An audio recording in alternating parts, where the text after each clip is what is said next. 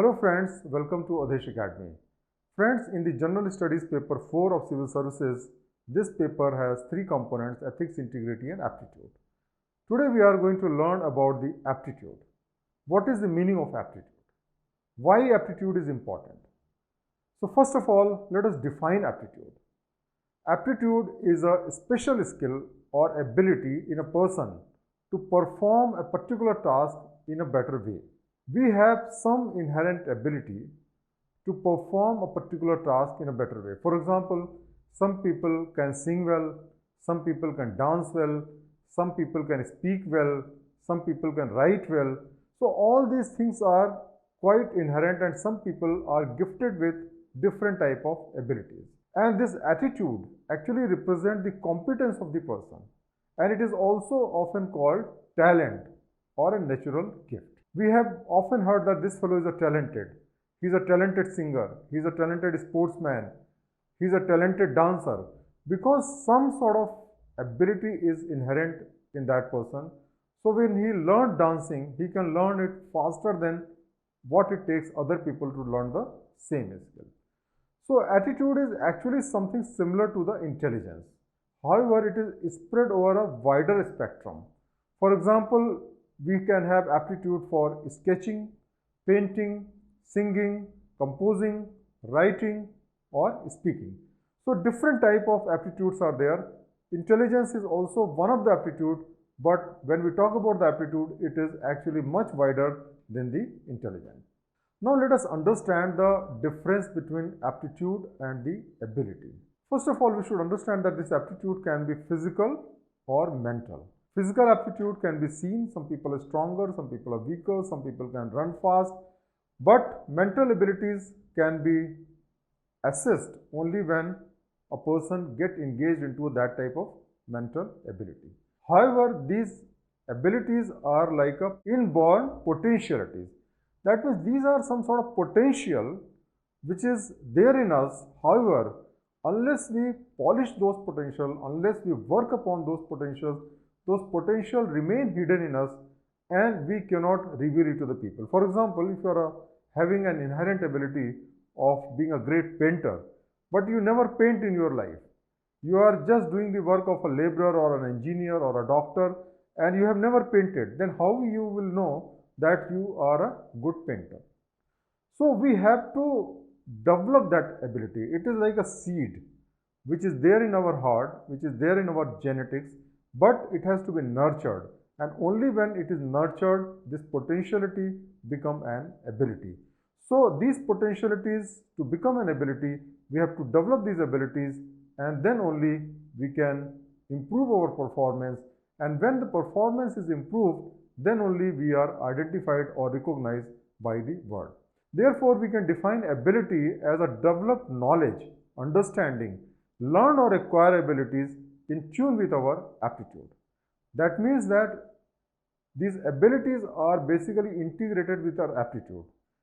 You cannot achieve excellence in any field unless you have some inherent ability or capability for that particular thing. In the physical domain, we see that, for example, for being a basketball player, you have to be a tall person. Now suppose your height is just 5 feet, then you cannot become an outstanding basketball player. In the same way, for every type of job, whether it is a physical or mental job, you require some sort of abilities, but just because you are tall, you will not become a basketball player. Similarly, just because you have aptitude for something, it does not mean that you will become excellent in that. In order to become excellent in something, you have to develop these abilities. So aptitude has a correlation with success. If you work in a particular field where you have an aptitude, talent or ability, then your success is much more likely than if you are working in a field where you do not have that type of talent. So aptitude is basically a combination of nature and nurture.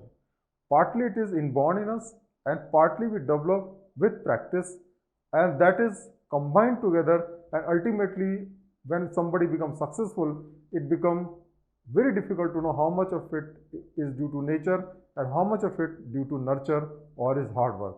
But both things are always necessary to achieve the potential which is there inherent in us. For example, if there is a person who is having an aptitude for singing because that person is having a melodious voice, but if the person does not practice, then the person cannot become an outstanding musician or outstanding singer. So if you want to become an outstanding singer, even the best of the best people have to practice a lot, then only they will be able to polish their skill and become a great singer. In the same way, if somebody is an ordinary singer, he doesn't have that level of ability, but if he is in the company of the singers or he is born in a family where many people are singers, then he will have more chance of developing that skill, and maybe he will be able to outperform that person who is actually having great ability of singing. So ultimately we have to combine the talent or the aptitude with hard work, and then only we will be able to create excellence in the given field. Now there are different type of aptitude or different type of talents in people.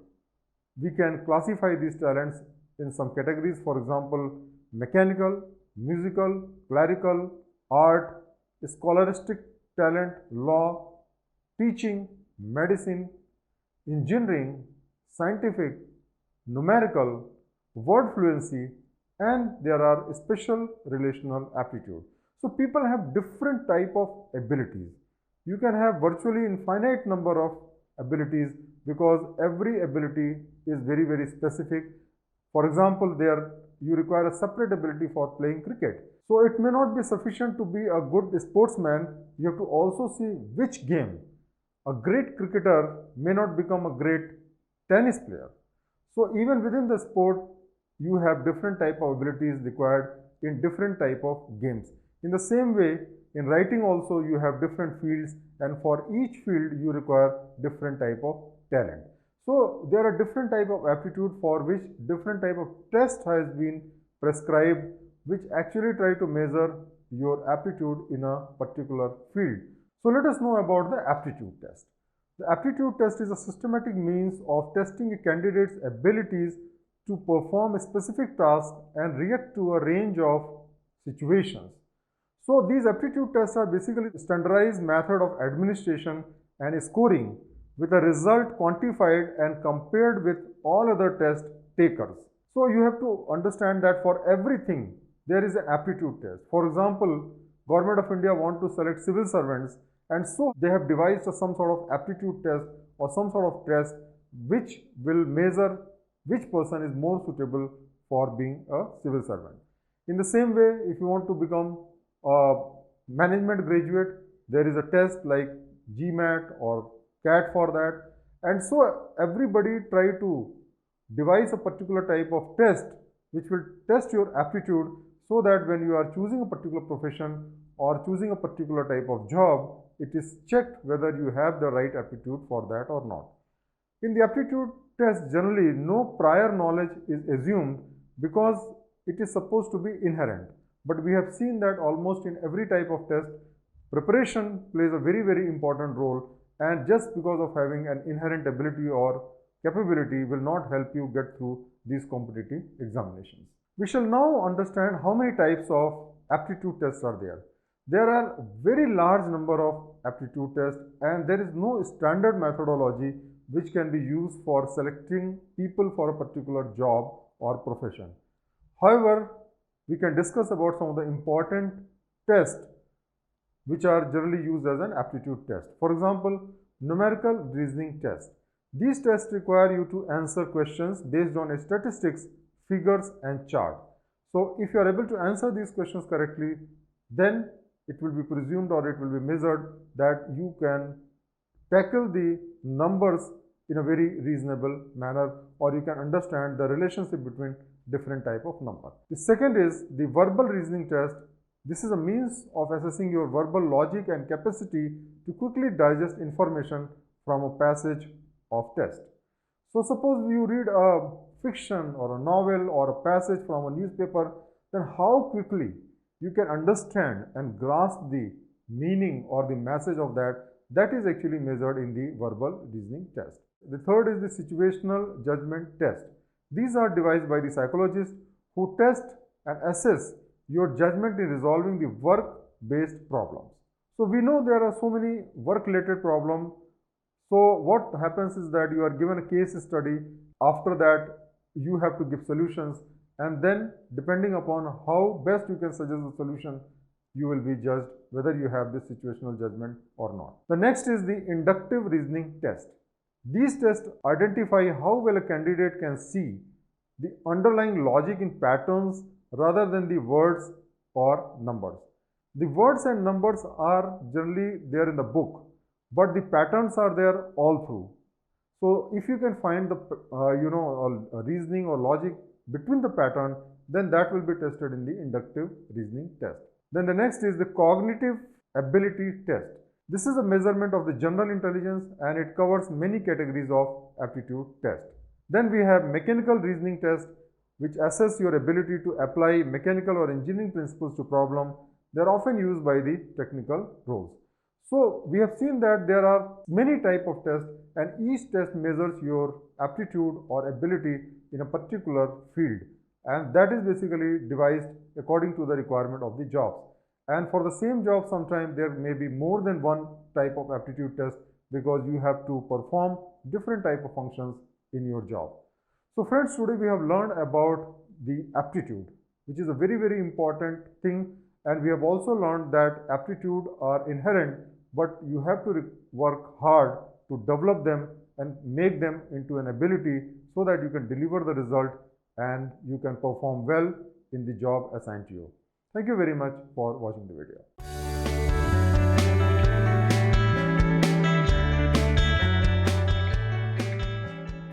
Friends, we have learned about aptitude.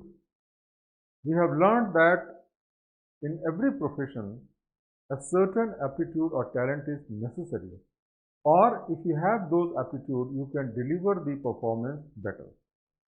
Therefore, many types of aptitude tests has been devised to find out whether you have those aptitude or not. In the same way, if you are planning to join administration, whether in civil services or in the corporate sector as a manager, you require certain aptitudes. What are these aptitudes? So today we are going to learn about the 4 cardinal virtues which has been given by Plato more than 2000 years ago to define as to what are the requirements for a good administrator. He has discussed these virtues while deciding the character of good city and good administration. These virtues or these qualities are still relevant in the modern time for all the administrators. So we are going to learn about these 4 cardinal virtues. The first virtue is prudence. Prudence basically means practical wisdom, practical knowledge, or practical application of knowledge. It means that you should be able to understand the politics and the people of the nation. If you are thinking something is right and the other things are wrong, then you are not a prudent person. A prudent person knows the spirit of every knowledge, and he understands the politics of the nation, he understands the people as they are. So he is a practical man who is able to take the most appropriate decision in a given situation. He is a very flexible person. A prudent person is a wise person who knows how to use a particular knowledge in a given situation, which is in the best interest of the society, best interest of the people. So he has the knowledge of the rules and laws, and he also knows what is the purpose of using the rules and laws so that the public interest is served at the best. So it is not sufficient that you know all the rules and laws by heart, but you should also know how to use them so that the final goal of the public service is fulfilled and the public interest is served. The second important cardinal virtue is courage. Courage is very important, because whenever you take any action as an administrator, there is always a resentment, there is always a chance of failure, and you have to always face some sort of resistance from the people against whom you are going to take action.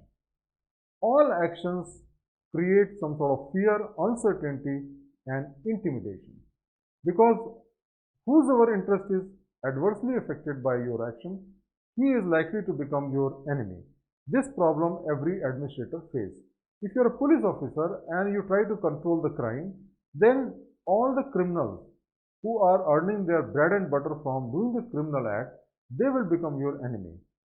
As an IAS officer, if you take action against the unscrupulous contractor, they will become your enemy. As a tax collector, if you take action against the tax evader, they will become your enemy. Even within the department, if you try to confront the corrupt people, inefficient people, they will become your enemy. So for everything, you are going to face a resistance from within and also from outside. So it requires a lot of courage to take these decisions, because most of the good decisions are generally unpopular decisions. The third important quality which every administrator should have is the quality of temperance. The temperance basically means that you should be having discipline. You should not fall into the temptation. See, as an administrator, you have a lot of power, and you can exercise the power either for your own benefit, or you can use that power for the benefit of the people or the organization. And it is very commonly seen that the people get corrupted when they get power, as a result of which they start using the power for their personal benefit rather than using the power for which actually the organization has given them the power. And therefore, you should be having the discipline of your mind and senses so that you can control your desire and passion.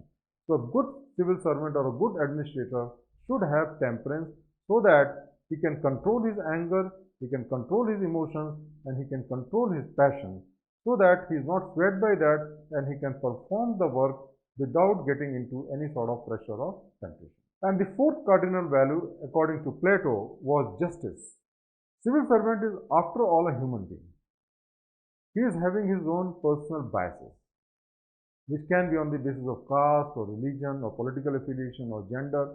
He is a normal human being. So what happens that if you are not having the quality of justice or the virtue of justice, you will treat different people in a different way. Your decisions will be subjective. Depending upon the person, you will use the logic, and you will not be just and fair to everybody. And therefore, what will happen, that people will not have faith in you. So the fourth important quality for every administrator is that he should be just. He should be fair. Whatever he does, it should be equal for everybody. He should treat everybody equal, irrespective of the caste, creed, or gender. So that is the important quality of a civil servant, because that is the only way that people will be having trust on you, faith on you. Because remember that as an administrator, you are always taking some action against somebody who is going to be adversely affected, and that person is not going to accept your decisions unless he believes that you are doing it fairly to everybody who is in the similar situation. So these are the four virtues which are very, very important in any administrator or civil servant. So are we born with these values, or we have to nurture these values? For this, there is a beautiful quote by the student of Plato, Aristotle. He says, "Excellence is an art won by training and habituation. We do not act rightly because we have virtue or excellence, but we rather have those because we have acted rightly. We are what we repeatedly do. Excellence then is not an act, but a habit." So let us understand very, very important thing, that people are not born with great virtues. They develop these virtues by doing the right things. People think because somebody is having a virtue, that is why he is doing the right thing. But actually it is reverse. Only because some people do the right thing again and again over a period of time, therefore they develop these virtues. In the same way, all the virtues which the civil servants require or an administrator require can be developed if we are doing the right thing repeatedly, time and time again. When we do the right thing again and again, then we develop those virtues and we achieve excellence in the public life. So I hope that you have been able to understand the four cardinal values, which are the foundational stone for developing further values or further virtues in the civil services, which we shall be discussing in the subsequent chapter. Thank you very much for watching the video.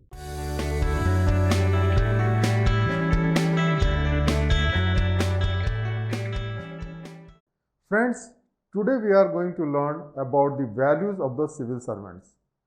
This is a very important chapter because I find that almost every year some question is asked from this particular topic, that is, what are the values expected of a civil servant. So let us learn about the values of the civil servants. The first important value which every civil servant should have is integrity. Now normally we understand integrity to mean honesty, that somebody who is honest is said to be a person of integrity. But actually integrity is far more than that. Integrity means not only the honesty, but adherence to moral and ethical principle and soundness of moral character.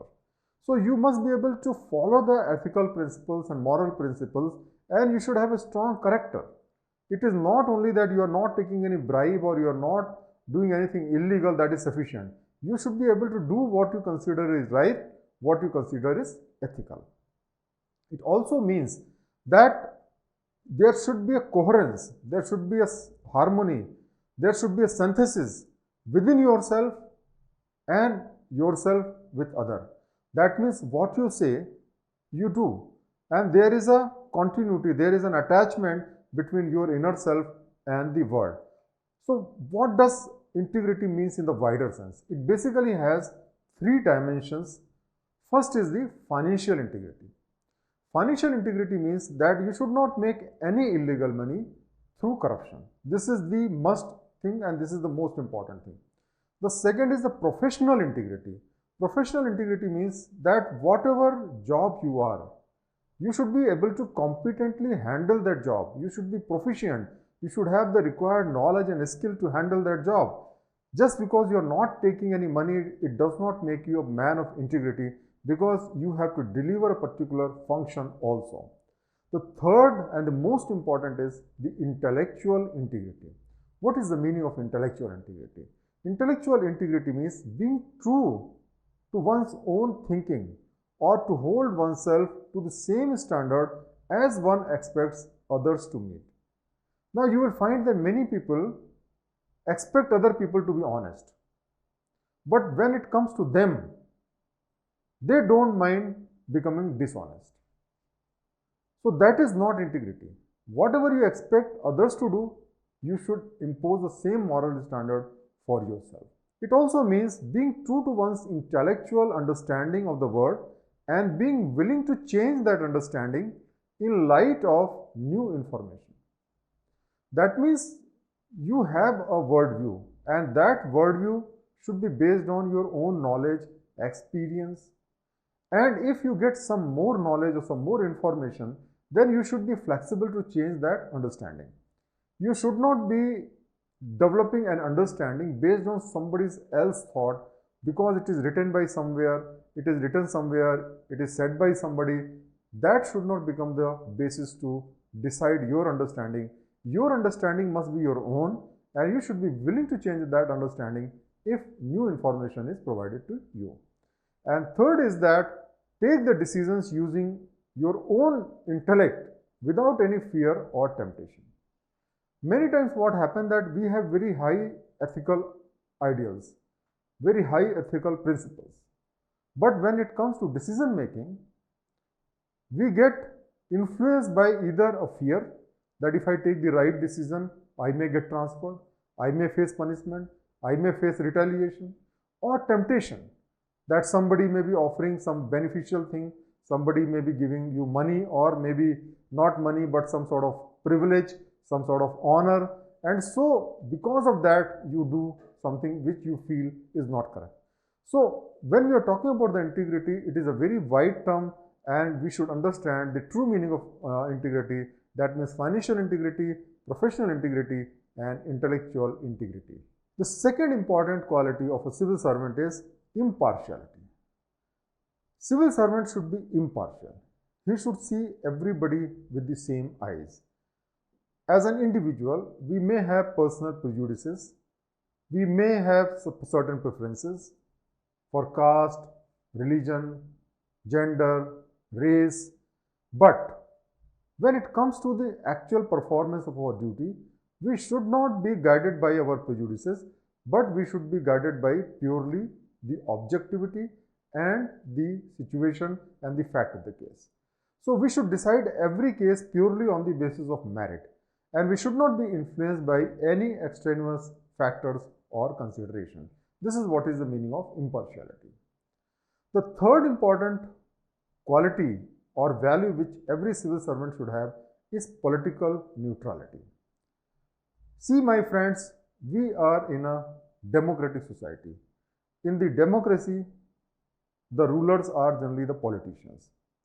It is the politicians who are elected as member of parliament or member of legislative assembly, and they become the ministers or the prime minister and chief minister. So they have the compulsion. They come from a political background.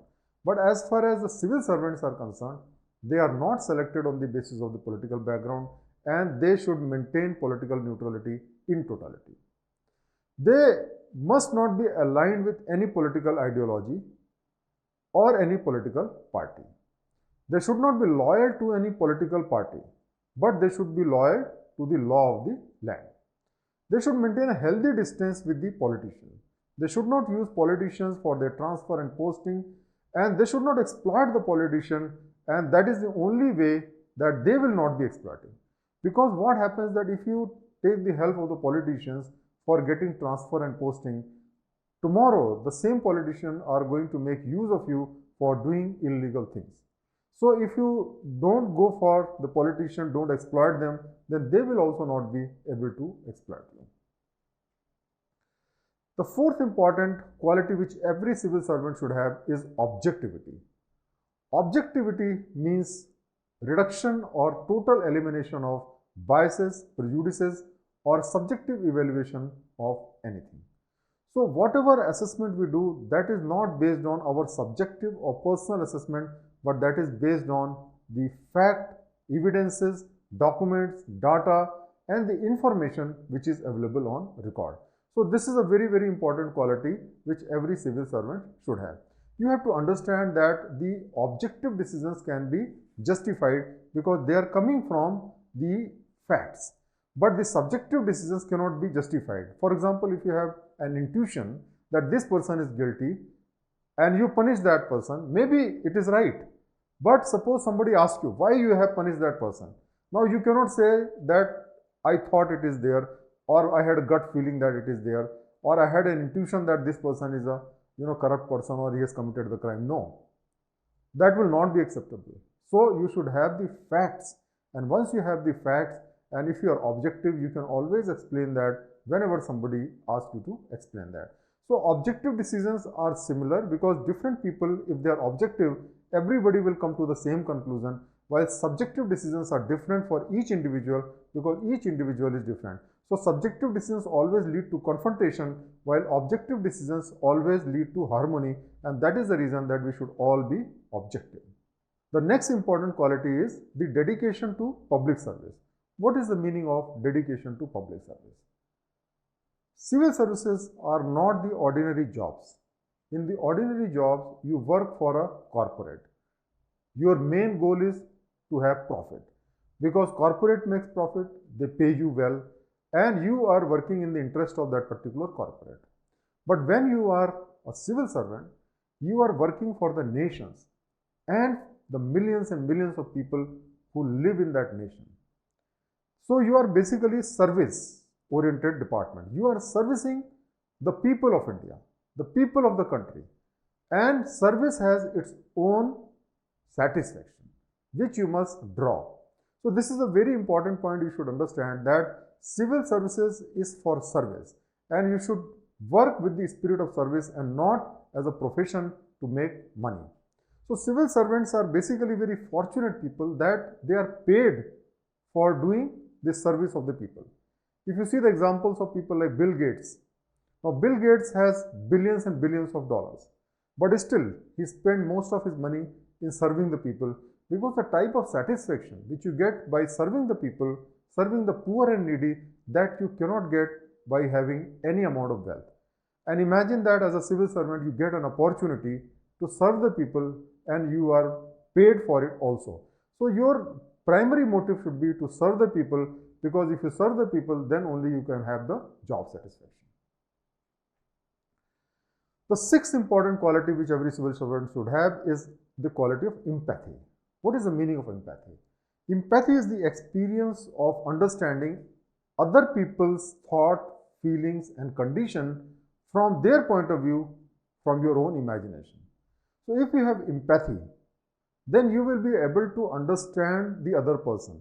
You can put yourself into the shoes of the other person and understand how he is feeling.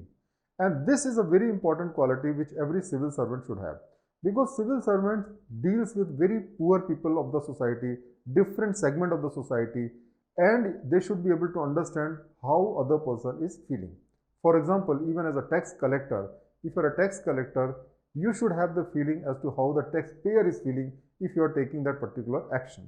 In the same way, if you are a police officer, you should be able to see how the other side of the people, normal people or the criminals, how they are feeling, how they are behaving. And so you should see that what actions should be taken so that their feelings are also accommodated in that. So if the civil servant is having an empathy, he will have the natural desire to serve the people. But if he lack empathy, then he will be finding it very difficult to connect with the people and enjoy the service. The seventh important point is the tolerance. Tolerance is very important as far as India is concerned. As we know that India has a large number of culture, traditions, languages, and we have different histories also if you go back to several centuries ago. And therefore, people are molded into a very different type of cultures and tradition. And so, we should have tolerance for different type of people.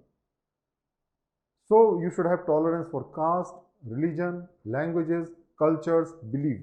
And you should try to see that you are not prejudiced against a particular caste, religion or like that. You should have a spirit of tolerance.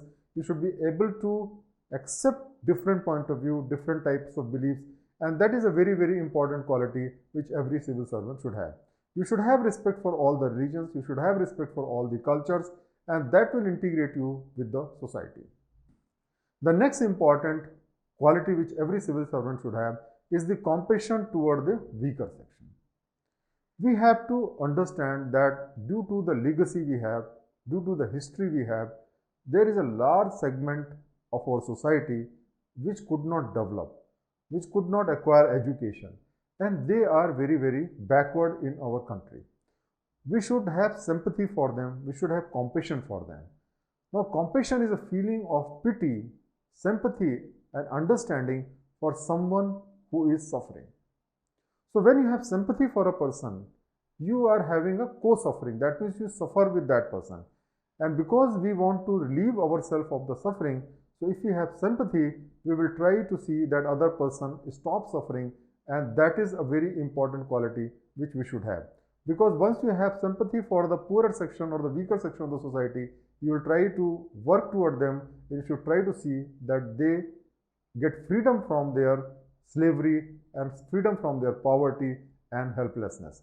So a compassionate person will always try to remove the suffering of the weaker section of the other people. And so if as a civil servant, if you have these qualities, you will be able to deliver your work much better manner. In addition to these qualities, there are other qualities which are also required from the civil servants, like transparency. A civil servant must be open and transparent in decision making. Whatever he is doing, he should record in the file, and he should pass a reasoned order so that people can know why a particular decision has been taken. Civil servants should have the quality of loyalty. He should be loyal to the government, he should be loyal to the constitution and the people, and he should always act in the public interest. A civil servant should be obedient. He should follow the rules, the laws, and obey the order of the superiors. So obedience is also an important quality. He should not question all the orders of the superiors. He should obey the law and obey the orders of the superiors. Efficiency. Efficiency is also one of the very important quality of the civil servant, because he should deliver the work in the most efficient manner. He should decide the case quickly. He should decide more cases in the limited period of time. If his decision making is fast, the country can benefit much more from his presence. The next quality is the accountability. Even though the civil servants occupy very important position, but they are the public servants only. Even the Prime Minister calls himself a Pradhan Sevak or the principal servant. So you can imagine the status of the ordinary civil servant. So we are all public servants and we should be accountable to the citizens, to the media, to the judiciary and to our superiors. The next very important quality which the civil servant should have is the courage of conviction. Friends, we have all great ideas, but when it comes to execution, we often start shivering because whenever we take a strong decision, there is a possibility of any backlash. It sometimes becomes unpopular decision. It can be like, a bitter pill which will create problem, and therefore what happens that all our good intentions come to nothing because we lack the courage. And therefore you should have the courage of conviction so that once you are convinced that something is to be done, you never go back and you take the decision whatever is the consequence. The next important quality is the perseverance. No result can be produced in a very short time. You should be continuously working for it for days, for months and years to see that whatever action you take, the results are produced. So you must have the quality of perseverance. Then you should have the quality of commitment. Commitment is important for your work, for your causes and for your principles. Unless you have some principles and you are committed for it, it would be difficult to realize your goals as a civil servant. And finally, my friend, you should have fairness and justice. You should treat everybody equally. That is not sufficient. You should also follow all the rules and procedures which are framed by the law so that the justice is not only done but justice is seen to be done, and therefore you should follow all the rules and procedures to take the decisions. So friends, today we have learned the values of the civil servants which are very important, because if we don't have those values, it will be very difficult for us to function as a good civil servant. And we should try to imbibe this value, we should try to practice these values, and we should try to internalize these values so that we can become the greatest civil servants of the country. Thank you very much for watching the video. Thank you very much.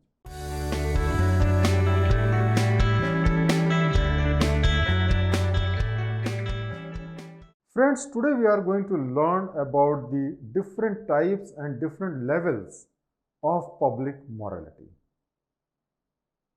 We have to understand that the public servants, whether they are politicians or they are civil servants, they are at a very high position in a country like India. Their morality influences the morality of the common people, and therefore it is expected that they should maintain the highest level of morality if we want that the common people also have a moral levels. And so we are going to learn what are the different types and levels of morality. The concepts of different level of morality was given by York Wilburn, who was a director of Bureau of Government Research, in his article Types and Levels of Public Morality. In this article, he has provided 6 levels of morality or ethics for public officials.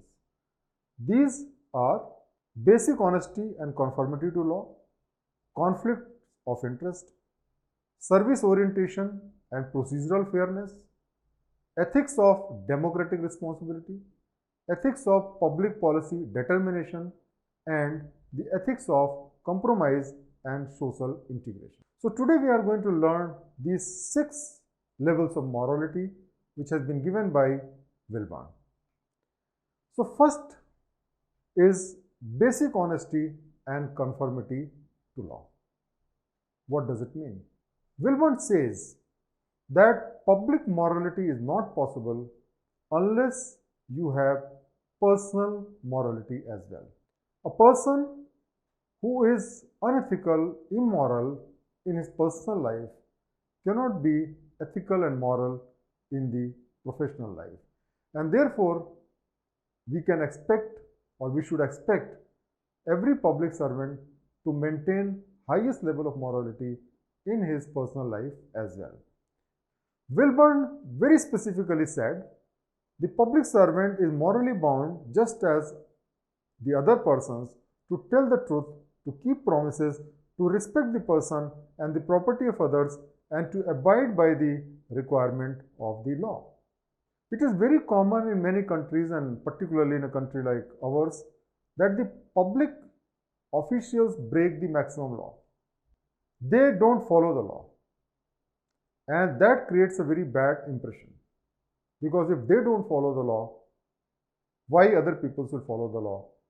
And therefore it is important that all the moral codes must be followed rigorously by the public servant, and in fact more rigorously than the ordinary people. And every public servant should maintain a highest level of morality in his personal life as well. The second important principle is conflict of interest.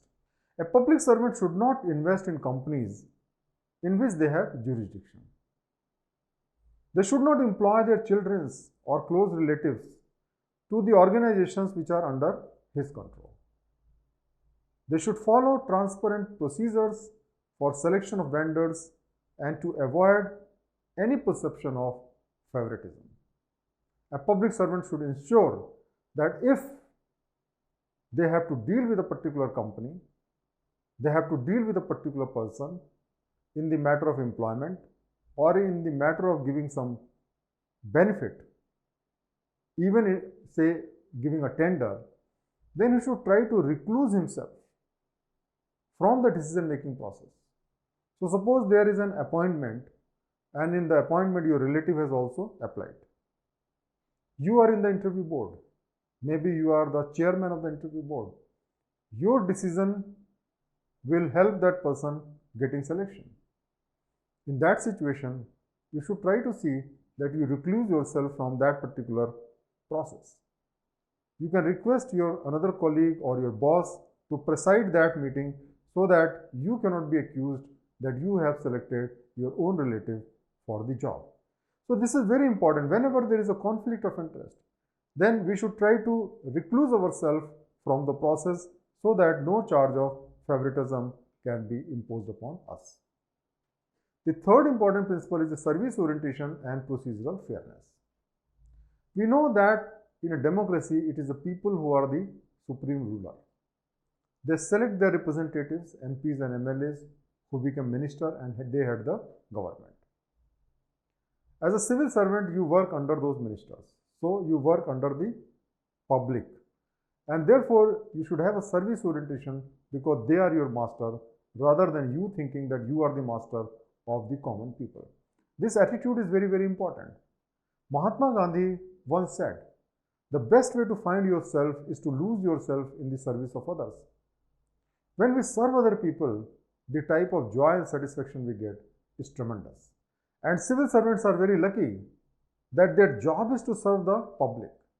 In fact, they get a very decent salary, which you can call honorarium also, for doing the job, because the type of service which you do cannot be compensated by anybody. So take your salary as an honorarium, and your job is to serve the people. It is important that justice is not only done, but justice is seen to be done. And therefore, the procedural aspect of the justice is as important as the actual delivery of justice. So the civil servant must see that they follow all the rules and procedure while achieving the service of the people. And this is very, very important. The fourth is the ethics of democratic responsibility. What is the meaning of this? We should act in the ambit of law, guided by the will of the people. Sometimes there is a conflict, whether we should follow the law or we should follow the will of the people. Many times you will find that the following of law will become a challenge because the people think in a different manner. For example, if illegal constructions are made, jhuggi jhopdis, where thousands and thousands of people are living, according to the law, you should remove them. But when you go there, you find that all the politicians, even the media, and the people who are staying there are against you. So it becomes a challenge. But as a civil servant, you do not have the flexibility. Your flexibility is limited only to the ambit of law. If you have been given the discretion, then only you can do. But if the law does not permit you to take any decisions, then you cannot do it. Law does not give you any power that whatever illegally has been constructed, you will not take action. And therefore, you should take action in that case. A civil servant should not live in an ivory tower and administer from the top. He should mingle with the people, he should mix with the people and try to help them, become part of them, and as far as possible, follow their views, follow their opinions, unless they are in contradiction with the law. So, if they conflict with the law, if the public opinion against the law, please don't follow. But if you can follow both law as well as public opinion, that is the best thing possible. The fifth important thing is the ethics of public policy determination. A civil servant is not only administering the law, civil servants are also associated in framing the law. Very few people are working in the field. Many civil servants are working with the ministers, in the ministries, in the secretariat, and they play very, very important role in making the law along with the ministers. So, the politicians, when they make the law, they generally try to make the law which favors their constituency because they expect vote. At the same time, the politicians have a short-term vision for 5 years. As far as the civil servants are concerned, they should have long-term vision because they are not elected by the people. They are selected by a very rigorous process, and the Constitution guarantees them the service conditions. They cannot be demoted.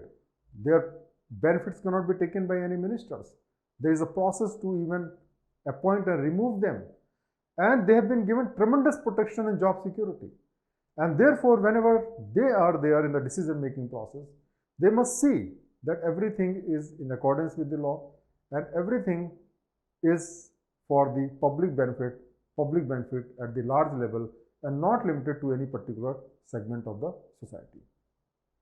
So, in this way, the public servants or the civil servants act as a balance to the politicians, because politicians will go for the popular things, but the civil servants will see the long-time benefit, and when both the things are merged together, the policies which are made are publicly acceptable as well as for the long-term benefit of the country. And finally, the sixth important step which has been suggested was the ethics of compromise and social integration.